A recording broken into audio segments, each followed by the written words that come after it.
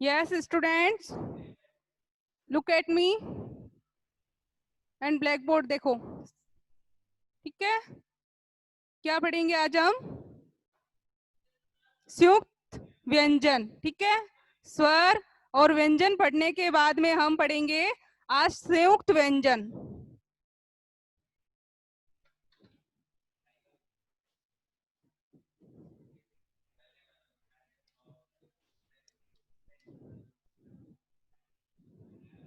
जो हमने व्यंजन पढ़े थे स्पर्श, अंतस्थ, ऊष्म, है ना, तो उन्हीं में से व्यंजन को लिया गया है और संयुक्त व्यंजन में मिलाया गया है.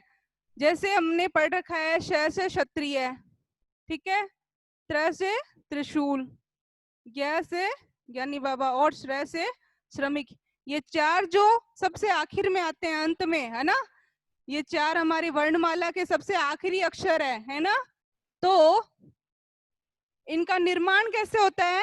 इनका निर्माण जो अपन ने क से लेके क ख ग घ ड़ ये सारे हल तक श श श ह जो व्यंजन अपन ने पढ़े हैं उन्हीं में से ये बनते हैं. यानी दो व्यंजन होंगे प्लस में एक स्वर होगा तब ये बनेगा. तो कौन कौन से दो व्यंजन मिलके बनता है ये श?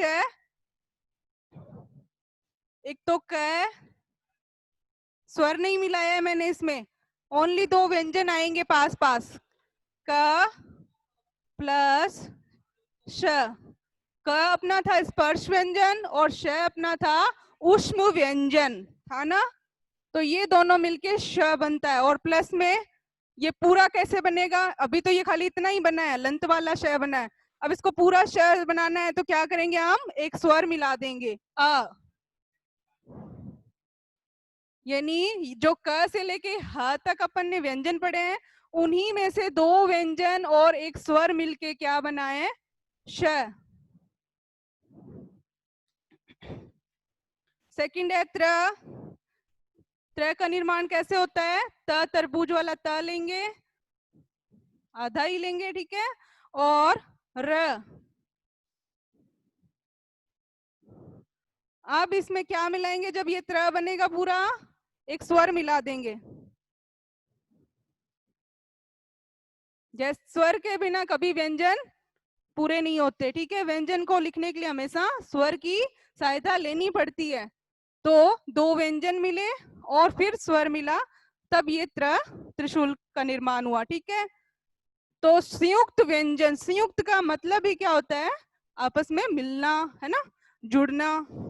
संयुक्त यानी परिभाषा देखिए, एक से अधिक व्यंजनों के मेल से बने व्यंजनों को संयुक्त व्यंजन कहते हैं.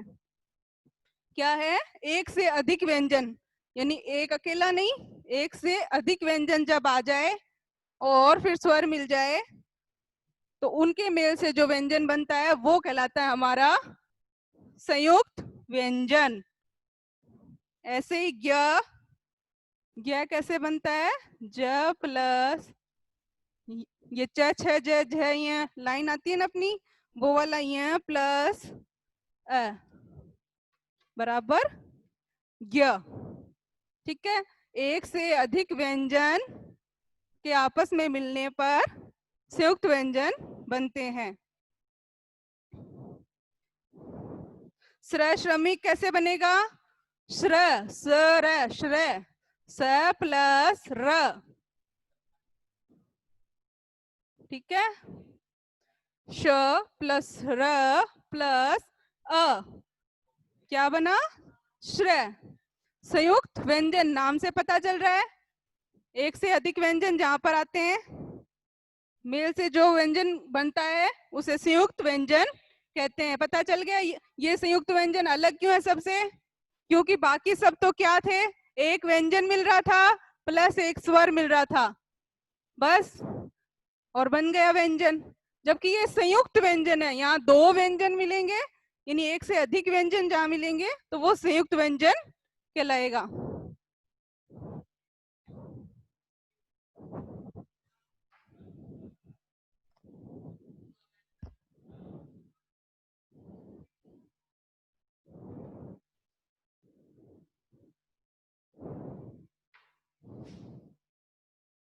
जैसे एग्जाम्पल देखिए, श्रम, श्रय को पहले टुकड़े करो, अलग अलग वर्ण में वर्ण विच्छेद करना आता है, वर्ण विच्छेद। श प्लस र प्लस अ, ये तो था हमारा संयुक्त व्यंजन जिसके इतने टुकड़े होंगे, ठीक है।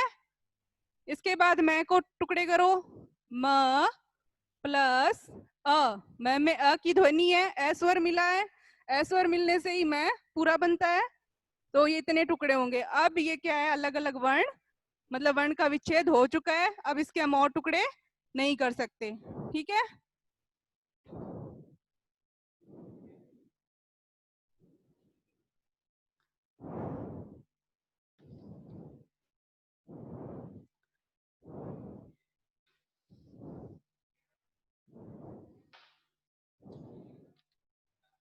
एक और देखिए, कक्षा, पहले क के टुकड़े कर दो, क प्लस अ क, और श के टुकड़े कर दो, क प्लस स प्लस, अब देखो शा, कौन सा स्वर आएगा, ए या आ, क्योंकि आ की ध्वनि आ रही है तो आ, ठीक है। क्या बना हमारा, कक्षा। तो ऐसे वर्ण विच्छेद होता है ये, ठीक है, संयुक्त व्यंजन जब आए तो, ठीक है।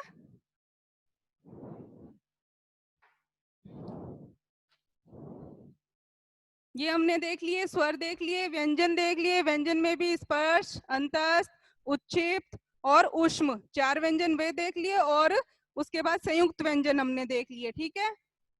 अब वर्णमाला में कुछ व्यंजन ऐसे होते हैं,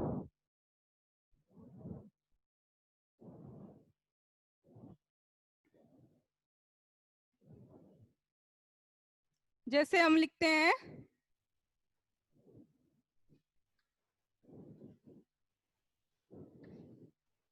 गत्ते, हमारा गत्ते का मॉडल अच्छा बनेगा, यानी गत्ते, ये इस तरह के जब वर्ड आते हैं कि इसी का आधा व्यंजन जब आगे लिखा हुआ होता है, ये व्यंजन है, और इसी का आधा अक्षर यानी आधा व्यंजन यहाँ लिखा हुआ हो, यानी एक जैसे व्यंजन हो, तो इनको हम क्या कहते हैं, वर्णमाला के हिसाब से हम इन्हें कहते हैं द्वित्व व्यंजन।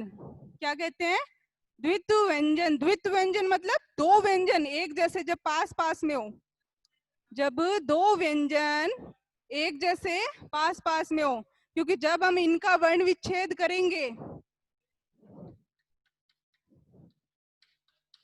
तो जो ये आधा व्यंजन है, तो इसमें कोई स्वर मिला हुआ है, नहीं मिला हुआ, ये बिना स्वर का है, तो इसको बिना स्वर के रहने दो। नेक्स्ट, त, त पूरा है, यानी इसमें अपना स्वर मिला हुआ है, कौन सा स्वर है, ए, कौन सा, ए स्वर मिला हुआ है, ठीक है। यानी जब हम वर्ण विच्छेद करेंगे तो दो व्यंजन एक जैसे, बिल्कुल एक जैसे, दो व्यंजन एक जैसे, और उसके बाद स्वर आए तो वे क्या होते हैं बच्चों, वे हमारे द्वित्व व्यंजन कहलाते हैं। क्या कहलाते हैं, द्वित्व व्यंजन, ठीक है।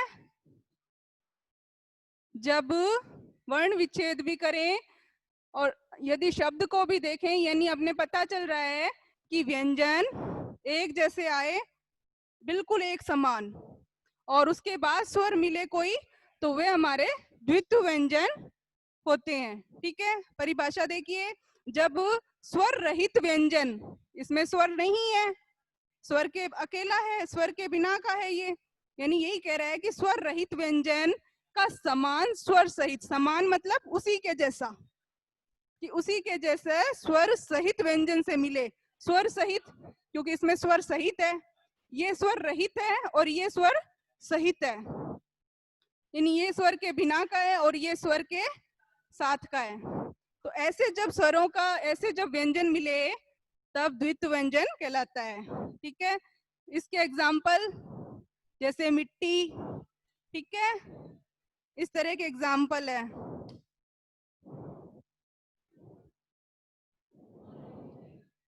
बच्चा, है ना, एक बच्चा लिखते हो उसमें भी च और पूरा च आ रहा है ना, बच्चा, कच्चा, पक्का, है ना। इस तरह के जो जितने भी एग्जाम्पल है सब किस में आएंगे, द्वित्व व्यंजन में आएंगे।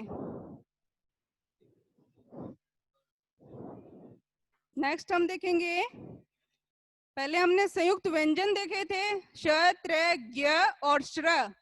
अब हम देखेंगे संयुक्ताक्षर।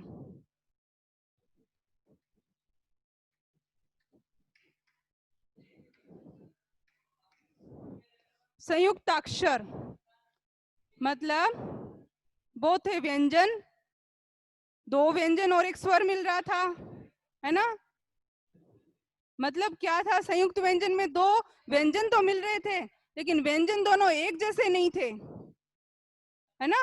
जबकि द्वित्व व्यंजन में तो दो व्यंजन एक जैसे होते हैं, बिल्कुल पक्का, कच्चा, दो व्यंजन बिल्कुल एक समान होते हैं और फिर स्वर मिला होता है तो वो द्वित्व व्यंजन।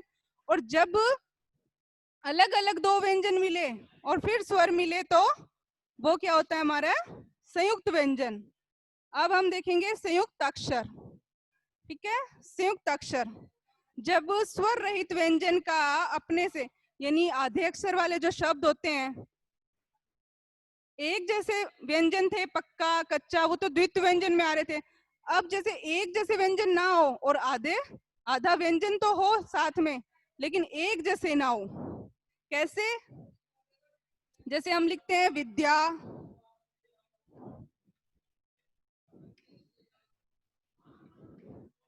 यानी ये आधा अक्षर, ये आधा व्यंजन और ये पूरा व्यंजन, ठीक है। ये आधा व्यंजन और ये हमारा पूरा व्यंजन, और इसमें स्वर मिला हुआ है। पूरा क्यों है, क्योंकि इसमें स्वर मिला हुआ है। तो ये आधा व्यंजन और ये पूरा व्यंजन लेकिन एक जैसे नहीं है, तो ये क्या है, संयुक्त अक्षर में आ जाते हैं। किस में आ जाते हैं, संयुक्त अक्षर में आ जाते हैं। ऐसे ही एक एग्जांपल, अच्छा,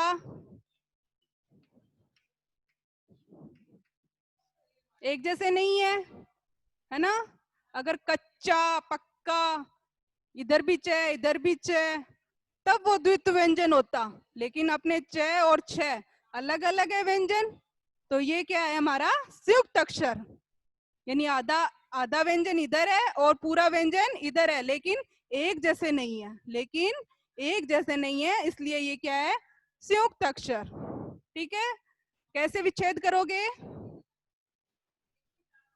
अ क्योंकि हमारा स्वर है तो इसके टुकड़े नहीं कर सकते हम। च च हमारे इसमें स्वर नहीं मिला तो च को च रहने दो, आधा ही रहने दो, पूरा मत करो, ठीक है, क्योंकि इसमें स्वर नहीं मिला हुआ है। छ के टुकड़े कर सकते हो आप। छ में कौन सी ध्वनि है, आ, तो ये हमारा क्या है, संयुक्त अक्षर। संयुक्त अक्षर के टुकड़े इस तरह होते हैं कि दो व्यंजन और एक स्वर मिलेगा, लेकिन दो व्यंजन आपस में पास पास तो आएंगे लेकिन एक जैसे नहीं होंगे। यदि एक जैसे होंगे तो वहां द्वित्व व्यंजन हो जाते हैं। क्या हो जाते हैं, द्वित्व व्यंजन, ठीक है। और एक जैसे ना हो तो क्या हो जाते हैं, संयुक्त अक्षर, ठीक है।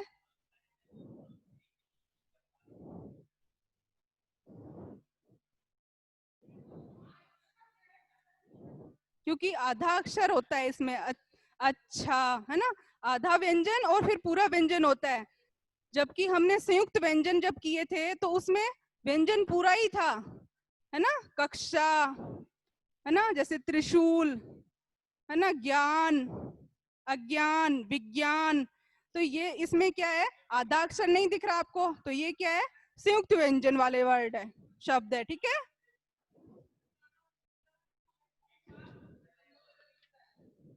नेक्स्ट हम देखेंगे हमारे कुछ अयोग व शब्द रह गए हैं, ठीक है।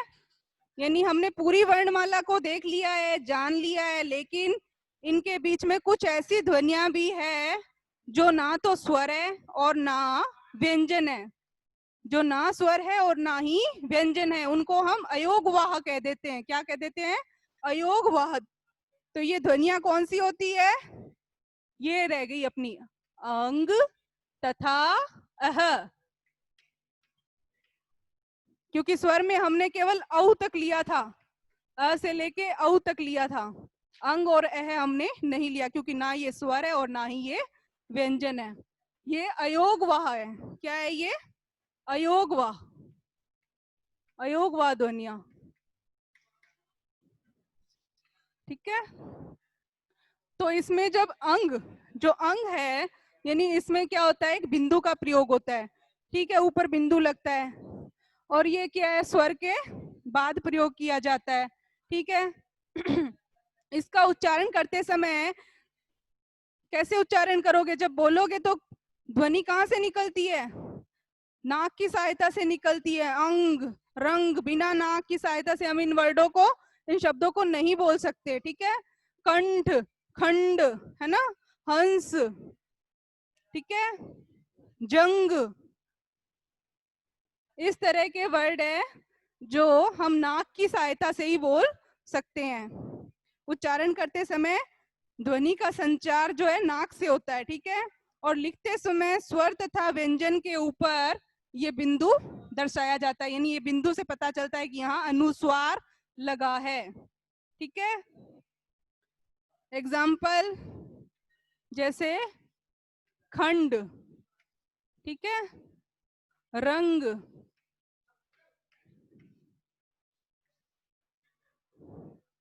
यानी स्वर या व्यंजन होगा, उसके ऊपर जब ये बिंदु लगेगा तो ये एक तो ध्वनि का उच्चारण नाक से होता है और दूसरा बिंदु दिखाई देता है आपको। ठीक है, दूसरा है अह, इसको बोलते हैं अनुस्वार, जहां बिंदु होता है, और एक होता है, एक इसके बीच में एक ये वाला और होता है। ये दो तरह के होते हैं, चंद्रमा वाला, चंद्र बिंदु। ठीक है, तो इसको क्या कहते हैं हम? अनुनासिक। इसको अनुस्वार और इसको अनुनासिक। कि अनुनासिक चिन्ह का उच्चारण करते समय नाक तथा मुख दोनों का प्रयोग किया जाता है। इसमें केवल नाक से बोले जा रहे थे शब्द, और इसमें नाक और मुंह दोनों का प्रयोग किया जाएगा, और समस्त स्वरों के साथ इसको बोला जाता है। ठीक है, और इसको चंद्र बिंदु भी कहते हैं। अनुस्वार को हम चंद्र बिंदु भी कहते हैं। ऐसे वर्ड जैसे आंख, चांद, गांव, तो हम बोल रहे हैं तो मुख, है ना, और हमारे नाक दोनों से ये ध्वनि निकल रही है।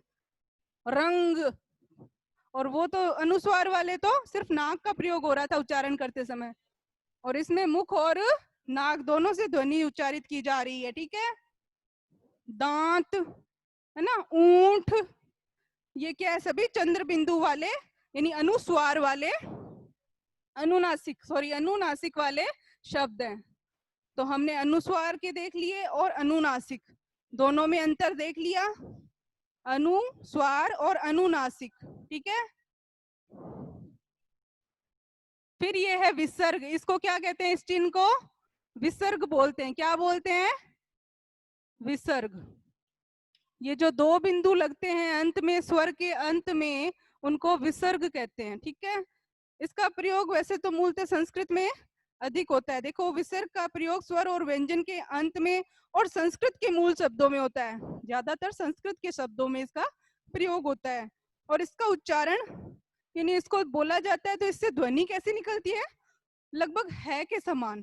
ठीक है, जो भी शब्द इससे बनेंगे तो उस अंत में क्या है, थोड़ा सा है की ध्वनि सुनाई देती है, पूरी तरह है नहीं बोलना है। ठीक है, जैसे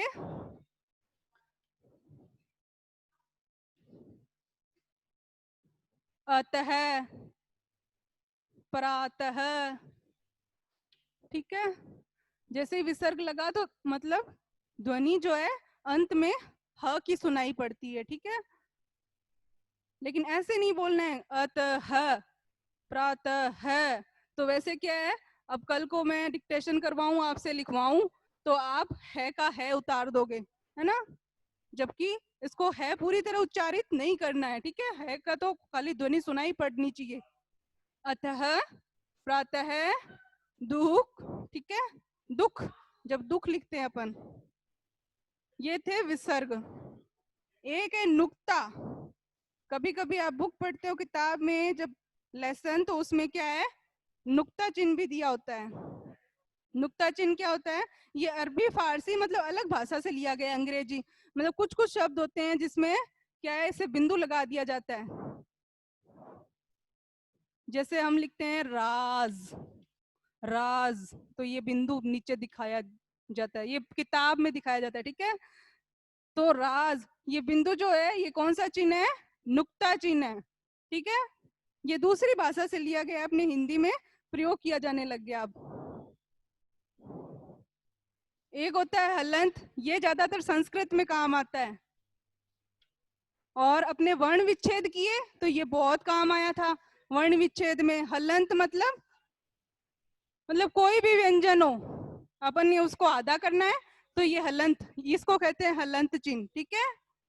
कोई भी चिन्ह लिखना हो, जैसे हमें आधा अक्षर दिखाना हो, जैसे द्वारा लिख रही हूं मैं, द्वारा, द आधा वारा, द्वारा, तो ये क्या लगा दिया मैंने, हलंत, यानी व्यंजन को आधा करने का तरीका है ये, ठीक है।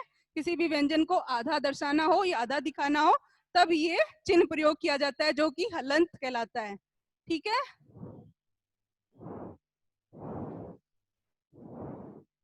वर्ण विच्छेद अब सभी कर लोगे आप लोग, है ना। कुछ रह वाले शब्द होते हैं, ठीक है, अलग अलग रह प्रकार के होते हैं, जैसे वर्षा, प्रकार, ठीक है, और राष्ट्र, ठीक है। तो इनके टुकड़े कैसे करोगे, सभी रह तीन प्रकार के हैं, ये तीन प्रकार के ही रह होते हैं, ठीक है।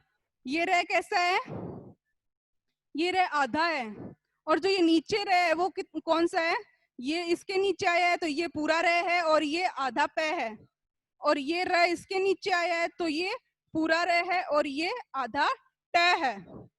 यानी नीचे जो रह दिया हो वो क्या होता है, बिल्कुल पूरा व्यंजन पूरा होता है, स्वर मिला होता है उसमें, ठीक है। जबकि पै में नहीं मिला हुआ स्वर और ट में नहीं मिला हुआ, और वह पूरा है, ये शाह पूरा है और ये र आधा है, बस ये एक र आधा होता है, ठीक है। ये दोनों ही पूरे होते हैं। तो इसके टुकड़े कैसे होंगे, व प्लस अ, ठीक है, और फिर व र आधा और श पूरा, ठीक है, वर्षा। ऐसे प्रकार में ये प आधा है, ठीक है, क्योंकि इस रह के ऊपर खड़ा है। ऐसे मान लो कि इस रह ने इस पै को पकड़ा हुआ है, यानी पकड़ा हुआ है मतलब उठाया हुआ है, ठीक है। यानी रह क्या है, ताकतवर है, तो रह क्या है, पूरा है अपना, ठीक है, और ये पै आधा है। तो प्रकार में पहले पै आधा लिखो और रह को पूरा लिखो, र अ, स्वर मिला दो, मतलब र और ए में स्वर मिल जाएगा तो र पूरा बन जाएगा, और फिर का के टुकड़े कर दो और र के टुकड़े कर दो, ठीक है, हो जाएगा। ऐसे ही राष्ट्र, राष्ट्र में क्या करोगे, रा के टुकड़े कर दो, र प्लस आ, ठीक है। फिर ये क्या है, श, आधा व्यंजन है, स्वर नहीं है इसमें तो इसको आधा ही रहने दो, ठीक है। अब इस ट और रे को देखो, इसमें भी क्या है, रे ट को उठाए हुए है, यानी ट क्या है, ट सारा लिए हुए, ट को सारा चाहिए, तो ट क्या है अपना आधा है, और रे क्या है, र ताकतवर है ना, तो रे क्या है, पूरा है। तो इस पहले ट को आधा ही छोड़ दो, ये मैंने ट को आधा ही छोड़ दिया, और रे अपना पूरा है, रे ताकतवर है ना, तो रे पूरा लिखो, रे प्लस रे में स्वर मिलेगा, इसका मतलब रे पूरा है, ठीक है। ये टुकड़े हो गए, ये राष्ट्र के टुकड़े हो गए, ये प्रकार के, और ये वर्षा, यानी कुल मिला के ये वाला आधा होता है और ये दोनों रे क्या है, पूरे होते हैं। तो आज ये पूरा चैप्टर अपना हो गया, वर्ण विचार और उच्चारण। इससे क्या है, हिंदी में अशुद्धियां कम होने का चांसेस रहते हैं, अशुद्धियां नहीं होती है हिंदी में, ठीक है ना।